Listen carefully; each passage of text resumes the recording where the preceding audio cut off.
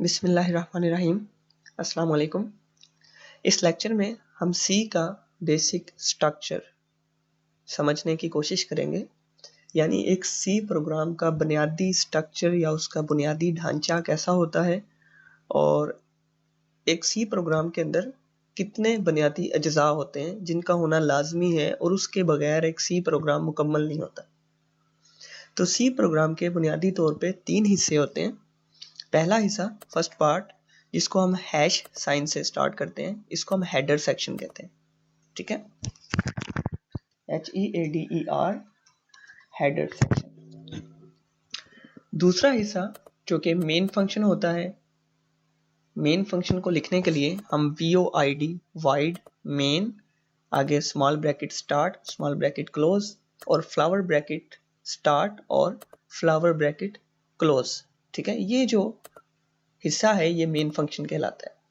फिर इस main function की फ्लावर ब्रैकेट्स के अंदर जितना भी एरिया है इसे हम मेन फंक्शन की बॉडी कहते हैं। ठीक है, तो हर सी प्रोग्राम में इन 3 सेक्शंस का होना लाजमी है। इसमें से अगर कोई एक भी सेक्शन मिसिंग होगा तो हमारा सी प्रोग्राम एक कंप्लीट प्रोग्राम नहीं कहलाएगा। ठीक है, पहला हिस्सा हेडर सेक्शन, दूसरा हिस्सा मेन फंक्शन और तीसरा हिस्सा मेन फंक्शन की बॉडी। हम जो भी हिदायत लिखते हैं प्रोग्राम को चलाने के लिए वो हमेशा मेन फंक्शन की बॉडी के अंदर लिखी जाती हैं। ठीक है, जैसा कि मैंने यहाँ पर एक प्रिंट एफ की हिदायत लिखी है। हिदायत क्या होती है, ये प्रिंट एफ क्या चीज़ है, इसको हम अभी थोड़ा सा आगे चलकर समझने की कोशिश करेंगे। अभी हम समझते हैं जो यहाँ पर हेडर सेक्शन के अंदर मैंने एक लाइन लिखी है, हैश इंक्लूड और stdio.h। एक बात का ख्याल रखना है कि ये स्टूडियो नहीं है, ये stdio है। stdio का मतलब है स्टैंडर्ड इनपुट आउटपुट और .h का मतलब है कि ये एक हेडर फाइल है। ठीक है, अब आपको यहाँ से थोड़ा सा अंदाजा हो गया होगा कि हेडर सेक्शन इसे क्यों कहते हैं, क्योंकि यहाँ पर यानी सबसे ऊपर मेन फंक्शन से पहले हम हेडर फाइल्स को शामिल करवाते हैं अपने प्रोग्राम के अंदर। ठीक है, इंक्लूड लफ्ज़ का उर्दू में मतलब होता है शामिल करना।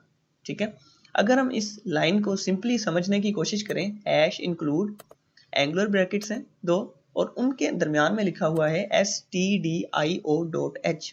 इस लाइन का सादा सा मतलब ये है कि हम अपने IDE को बता रहे हैं, जो कि हम कोड ब्लॉक्स IDE इस्तेमाल कर रहे हैं।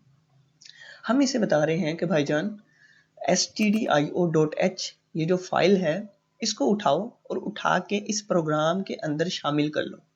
ठीक है, इसके अंदर शामिल क्यों करना है? अच्छा, इसको ये चीज़ समझने से पहले हम ये समझते हैं कि हेडर फाइल होती क्या है। हेडर फाइल की निशानी ये होती है कि हेडर फाइल जो है उसके नाम के साथ .h लिखा हुआ होता है और ये हेडर फाइल हमेशा हेडर सेक्शन के अंदर लिखी जाएगी। यानी इस हेडर फाइल को मैं यहाँ पर नहीं लिख सकता, मेन के अंदर मैं यहाँ पर नहीं लिख सकता हैश इंक्लूड, और मैं यहाँ पर अगर लिख के चलाने की कोशिश करूँगा तो सी प्रोग्राम मुझे एरर देगा क्योंकि इसकी जगह ये नहीं है। ठीक है ना, इसकी जगह सबसे ऊपर है, या ना ही मैं इसको एंड पे लिख सकता हूँ क्योंकि हेडर सेक्शन सबसे ऊपर आता है। हेडर सेक्शन के नाम से भी जाहिर हो रहा है जैसे हम इंसान हैं, हमारा हेड सबसे ऊपर होता है। ठीक है, बिल्कुल ऐसा ही हेडर का मतलब ये है कि ये सबसे ऊपर आएगा। अच्छा, तो हेडर सेक्शन की हम बात कर रहे थे कि हेडर फाइल होती क्या है।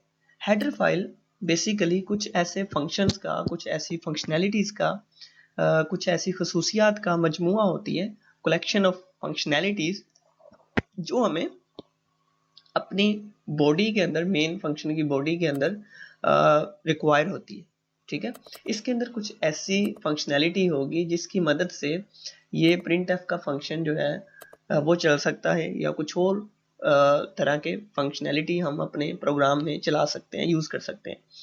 अगर मैं ये हेडर फाइल इंक्लूड नहीं करूँगा तो क्या होगा? अच्छा, मैं बता रहा था कि इसका मतलब है स्टैंडर्ड इनपुट आउटपुट। STD का मतलब है स्टैंडर्ड और IO का मतलब है इनपुट आउटपुट। ठीक है, प्रिंटफ जो हिदायत है ये यूज़ होती है स्क्रीन के ऊपर कोई चीज़ डिस्प्ले करवाने के लिए, कुछ आउटपुट करवाने के लिए। ठीक है, अगर मैं इसको रन करने की कोशिश करूं तो ये सबसे ऊपर मेरे पास एक ग्रीन प्ले का बटन है, इसका मतलब है रन, और साथ एक बटन है बिल्ड एंड रन।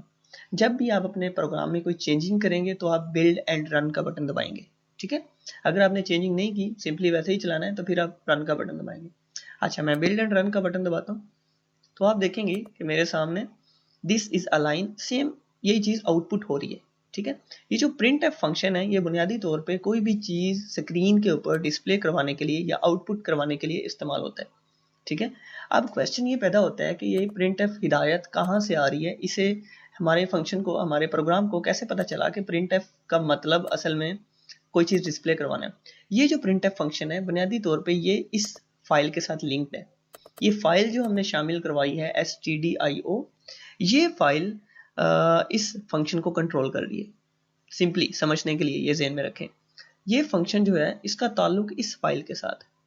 ठीक है, हम जो ये स्टेटमेंट लिख रहे हैं कि इस फाइल को उठा के मेन अपने प्रोग्राम के अंदर शामिल कर लो, यानी इंक्लूड कर लें आप इस फाइल को, तो उसे इंक्लूड करवाने का मकसद ये है कि इस फाइल के अंदर पड़े हुए फंक्शंस जो हैं वो चलाए जा सकें और उनसे काम लिया जा सके। अच्छा, अब इसके अंदर स्टैंडर्ड इनपुट आउटपुट वाले सारे फंक्शन मौजूद हैं। हमने अभी सिर्फ एक फंक्शन इस्तेमाल किया प्रिंट एफ का।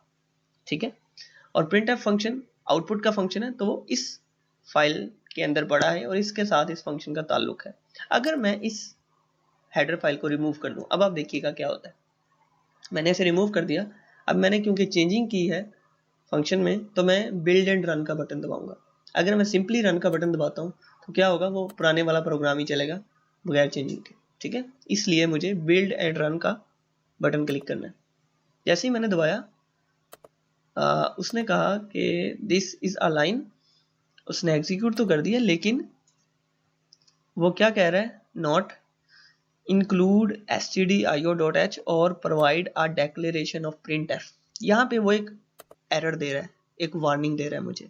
ठीक है, वो कहता है कि प्रिंट एफ को चलने के लिए वो ये चल इस वजह से गया है क्योंकि आईडीई हमें ये फंक्शनैलिटी प्रोवाइड कर रही है। आईडीई ने हमें ये सहूलत दी है कि वो छोटी मोटी गलतियां अगर हमसे हो जाएं तो आईडीई उसे हैंडल कर लेती है।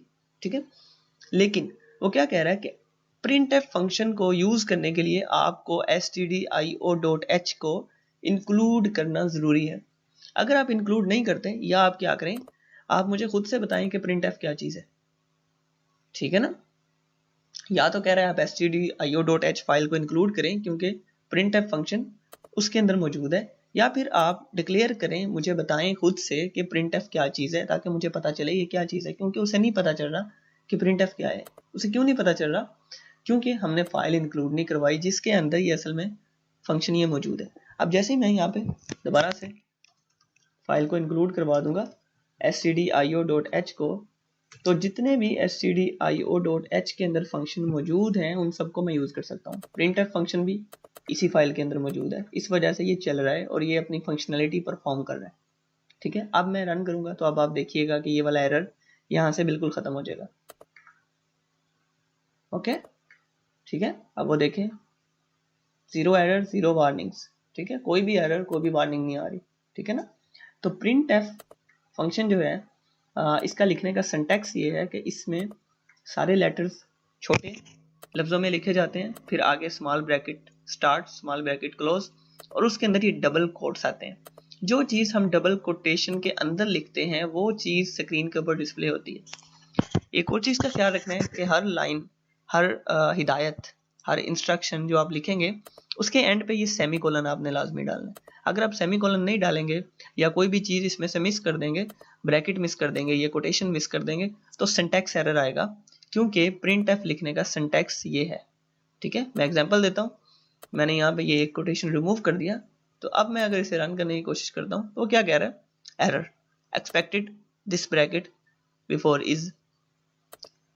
ठीक है ना, तो अब एरर आ रहा है, समझ आए। अब मैं कोटेशन लगा देता हूँ और अगर मैं इसको सेमीकोलन को रिमूव कर देता हूँ, आप देखते हैं अब फिर से एरर दे रहा है, एक्सपेक्टेड सेमीकोलन। ठीक है, वो कह रहा है कि इस ब्रैकेट लास्ट वाली से पहले सेमीकोलन आना है, और वो लास्ट वाली से पहले क्योंकि ये हिदायत है तो इसके एंड पे आना है।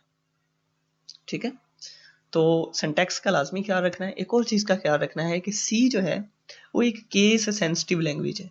केस सेंसिटिव किसे कहते हैं, इसका मतलब है कि सी को छोटे हरफ से या बड़े हरफ से फ़र्क पड़ता है। सी, अब हम इसकी एग्जांपल देख लेते हैं। प्रिंट एफ जो है बुनियादी तौर पे स्मॉल लेटर्स में अगर हम लिखेंगे तो उसे पता चल जाएगा कि ये एक हिदायत है। लेकिन यही printf अगर मैं कैपिटल लेटर्स में लिखूंगा, अब देखें मैं अगर इसको चलाने की कोशिश करूंगा तो वो कहेगा कि ये कोई हिदायत नहीं है, वो इस पे एरर देगा, हालांकि सेम चीज मैंने लिखी है। अच्छा, मैं इसे रन करके दिखाता हूँ। ठीक है, क्या कह रहा है, undefined reference to printf. वो कहता है कि भाईजान मुझे इसका पता ही नहीं है ये क्या चीज है। इस चीज को कहते हैं केस सेंसिटिव होना, यानी सी के अंदर कैपिटल लेटर में लिखी हुई चीज स्मॉल लेटर में लिखी हुई चीज से मुख्तलिफ होती है।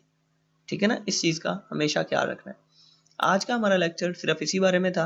अपने नेक्स्ट लेक्चर में हम इससे आगे चलेंगे और मजीद सी लैंग्वेज को एक्सप्लोर करेंगे।